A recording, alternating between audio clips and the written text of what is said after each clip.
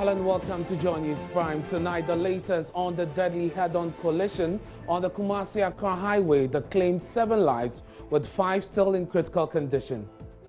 We were rushing out, and then the doors couldn't open. And inside the bus, there were no lights because it happened impromptu. So we were rushing. So I'm small, so I could hardly come out. So I just jumped through the window. Also, with less than 24 hours to the announced payment of locked-up funds of Men's Gold customers, say they are yet to receive communication from the company on where to converge for their monies tomorrow.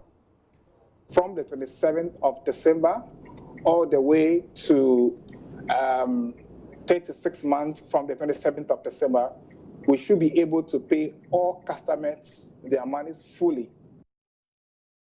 And coming up later in business, Ghana Association of Savings and Loans Companies calls for legal processes to be fast-tracked as depositors of collapsed firms await refund. Those who are in court, like the GN customers, First Allied customers, UniCredit customers, because of the court issues, they are not getting their monies. we have details of all these and more, plus the latest in the world of showbiz and sports in the next 60 minutes. Stay with us. Hello again, my name is Ernest Minu. To the details now. 7 persons have been confirmed dead after 2 high-capacity passenger buses fully loaded with passengers collided head-on the Accra-Kumasi highway. Several others also sustained various degrees of injury and have been hospitalized. Ohiminteria was at the scene of the accident and filed this report. This is a scene of fatal accident. We are told several lives have been lost here. But it is not clear what actually caused the accident. But what we do know is that these accidents involved a VVIP bus and OA bus. One was traveling from Sehi, Yoso in the western north region of Ghana, heading towards Accra. And the OA bus, we are told, was also traveling from the Accra direction to Kumasi. But as to how these vehicles got themselves involved in the accident, is still not known. Let's speak to Superintendent Emmanuel Edubuahin, the Ashanti Regional MTTD commander, to give us some details of the accident. The information we've gathered so far, and what we've also realized from the scene, is that, like you rightly said, the VVIP with registration number GT6082-18 was traveling from Yoso to Accra. And then there is this OA2 with registration number GT4913-14, which is also traveling from Accra to Sampa in the north region. So the information we are gathering, which is yet to be investigated and then come out with the results, is that the vehicle, the OA, attempted or was trying to overtake the VIP, and you could see from the curve over there, that was what we were told, that's where he started with the overtaking, and as a result I think he couldn't finish with whatever he was doing, and then he crashed head on with the VVIP, which resulted in about 7 deaths for now as we have, and then several people also have injured. The information we are gathering is that the VVIP was almost fully loaded, and the other one was also fully loaded.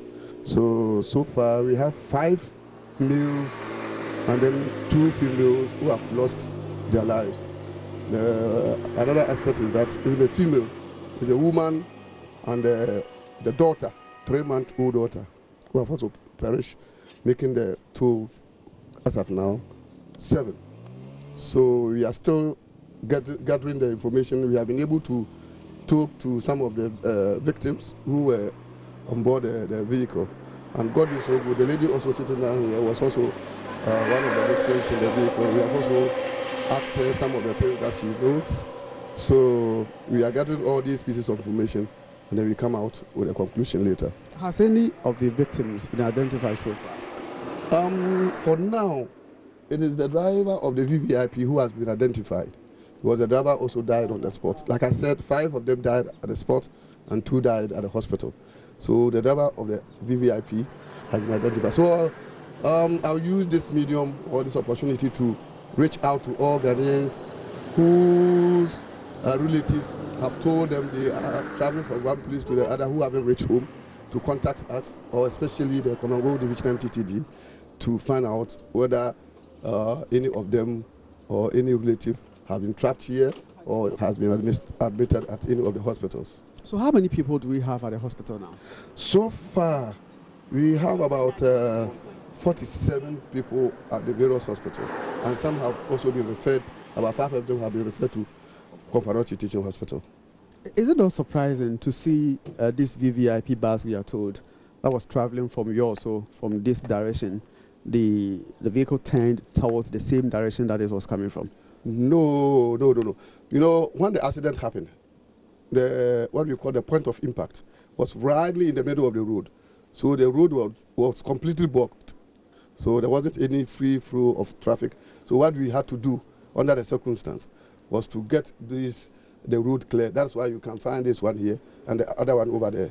Otherwise, you would have found both cars right in the middle of the road. I know working as MTTD commander, these are one of the things that probably may come to your attention. The Konongo, Yakwe, Ohinen Kwanta, and then Nobuam stretch, Duampompo stretch has become almost a death trap.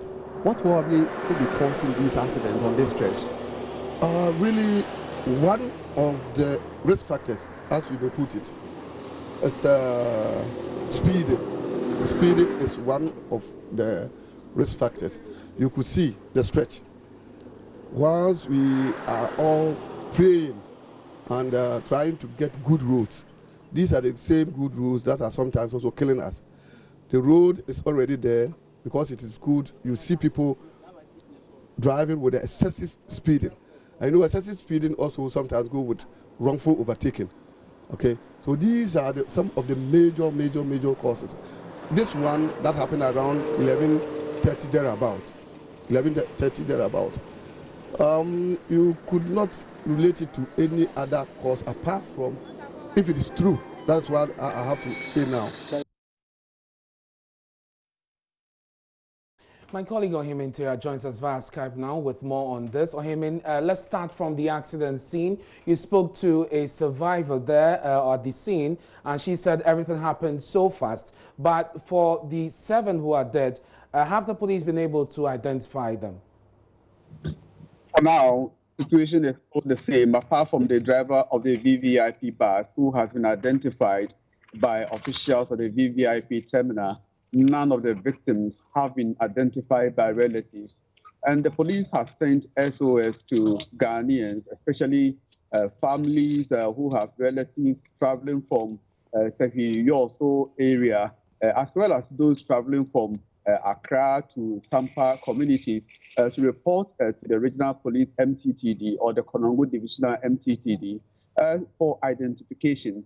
They believe that probably it might be too early for relatives to contact police now, but police believe after today or tomorrow, their relatives will be there to identify them. Now, Ohemin, you moved to the hospitals where some of these people are battling for their lives. Let's start from the Konongo Hospital where you were. Tell us, what did you find there? At the Konongo Hospital, for instance, 8 patients have been on admission, and with the 8, a family of 4 involving a husband, wife, and 2 kids are hospitalized. They are among the victims who have been admitted at the hospital. Madam Efia Ekunama, who managed to speak to me, she said the family were traveling from Accra to Tampa with the hope that they go and spend Christmas with their family there. But unfortunately, this unfortunate incident happened in the middle of the journey.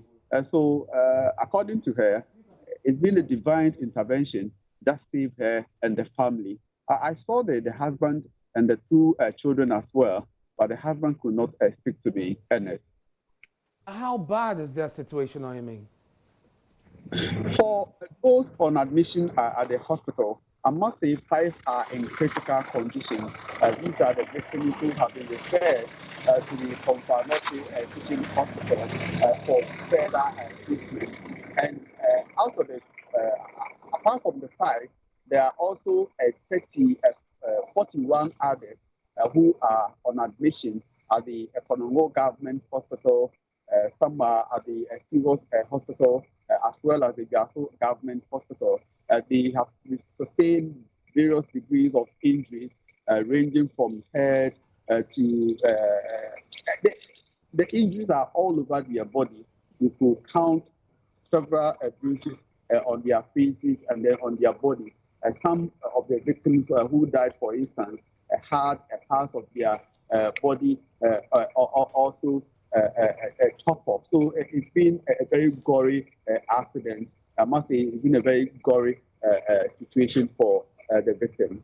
And finally, I know you've been speaking to the police. What is the MTTD doing to, as much as possible, prevent these accidents, particularly around this time? Did they tell you? The MTTD commander says they want to increase the police presence on the road and also embark or continue with their sensitization. They want to educate drivers, especially against overspeeding on the road and then fatigue driving as well. So he believes that this will solve the situation. Well, I mean, thank you very much for bringing us up to speed on that rather unfortunate incident there. We have 7 people losing their lives in that gory accident on the Accra-Kumasi highway, 45 others also injured. We have some 5 people in critical condition at the Confanote Teaching Hospital and 8 others also receiving treatment at the Konongo Teaching Hospital. Police is having a hard time identifying the victims. Now, with just some few hours to the promised payment of Men's Gold customers, the customers of the defunct gold dealership firm say they are yet to receive any official communication from the management on where to converge for their monies. The aggrieved customers claim that since the company announced a payment schedule for customers, neither the CEO, that's Nana Appiah Mensah, nor management of the firm has reached out to them to discuss the structure of payment for payment plan. Now, in an Instagram post last week, Nana Appiah Mensah revealed that the company will begin paying customers from Friday, December 27, 2019, over a 3-year period. And that will be done over a 3-year period. Well, tomorrow is the scheduled day for the payment, but the customers have no clue how to get their monies, and I've been joined in the studio by spokesperson for the aggrieved customers, Fred Forson. Many thanks, Fred, for joining us here on JoyNews Prime. Per the payment plan, the company should be paying you tomorrow, but you say you have no communication whatsoever as to what to do. Have they reached out to you in the last few hours? Not yet. Thank you very much. Not yet. And monitoring across the various platforms, we haven't had any customer who has said that he has received any communication from the management of Men's Gold. So we are yet to get a confirmation as to whether a customer has been given a message as to where and when to go for their money. But when Nana Appiah Mensah put the announcement or the payment schedule, as it were, on Instagram, were there any instructions? I believe that he asked you to provide certain material, certain information. Do you know about that? Instruction as to how to be able, how you can go about getting your money should payment start tomorrow? No, I mean, what we all read from the media is that there will be payment tomorrow. But as customers do, we have even had some challenges with the formula as it stands now. It is our considered opinion, and this, I mean the majority of the customers, that whatever amount that he has at hand, that amount should be shared so that every customer, and fortunately for us, Men's Gold has done the validation. So if you have done the validation, you have an idea of the number of customers involved. So whatever amount you say you have at hand, our suggestion and recommendation is that make sure you share that amount across board so that every customer will have a portion of whatever is at hand. Because if you care to know, for the past 15 months, customers have been waiting for their money. So if by chance you have some amount, quote and unquote, at hand, I think it's good and proper that this amount is shared across board, just as the microfinance issue when it happened. Recently they've been paid, they used, after they did a validation, the receiver adopted a strategy, the capping system or something, where they cap an amount, let's say 10,000 cedis for every customer. So we were of the view that if he was able to adopt that strategy, it will be the best, because with the current arrangement, it's not everybody who is sure of getting his money, even those that... And I was just coming to that, Mr. Forson. Some of your people, the customers, have accused the Men's Gold CEO of deception. Are you confident that the payment would happen tomorrow? Because we do not know the details of it, we all read from the media, and we were not contacted, even though we had a joint meeting with him on the 10th of September. So we had thought that there will be regular meeting after that 10th September meeting. So we do not know the details of the current arrangements, and it will be very difficult for us to put to lay claims of as to the details of what is put out there.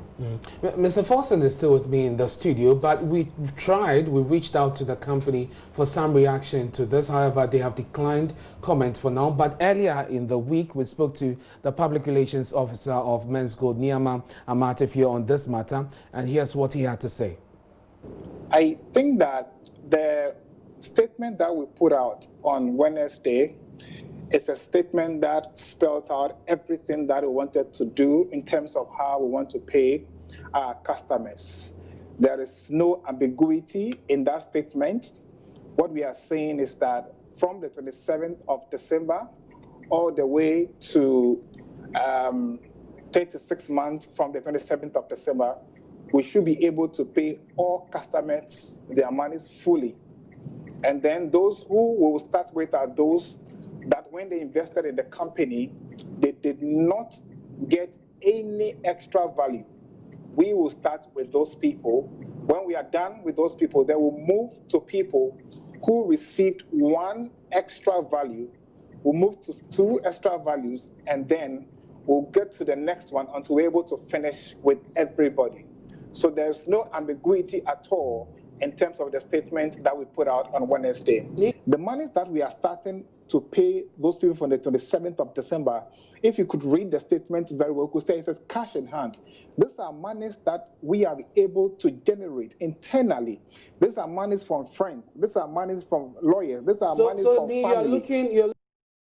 And so, Mr. Forson, you had the PRO, Mr. Amatefio, speaking to us earlier today, earlier in the week, actually. What do you make of that? And tomorrow, should the payment not come off as promised, what will be your next line of action? First of all, he comes across with some level of confidence, and he's the PRO, you know, the image relationship manager of the company. So it's good to go on that tangent. But we as customers too, we have read through the statement and we had some challenges, and at the moment what we are calling for is that no matter the situation, he should vary or amend the payment schedule that he brought, so that whatever amount that he has at hand, he should ensure that every customer get a portion of that. Because as I speak to you, there's somebody who needs just 200 or 500 Ghana cedis to be able to pay. But the criteria he put out there, do you qualify personally to receive any money tomorrow? I may fall in the second category. Okay. And even the first category, like I said, I know a lot of people. Just as I was on the bridge, I was reading through our platform. Those who even qualify for the first category, you have less than 24 hours. So if your money is not paid tomorrow, what happens? We will have to approach them. Yes, we have to get back to them, or perhaps we'll be expecting them to have come back to us for an explanation. Yes, yes. Thank you very much, Mr. Forson. He speaks for the aggrieved customers of Men's Gold, and tomorrow we'll be following this very closely to bring you up to speed on that payment schedule promised by the defunct gold dealership firm. You're watching JoyNews Prime with me, Anas Minute. That's it for the bulletin. Thank you very much for your company. There's more news anytime when you log on to myjoyonline.com. But stay tuned for the rest of our programs.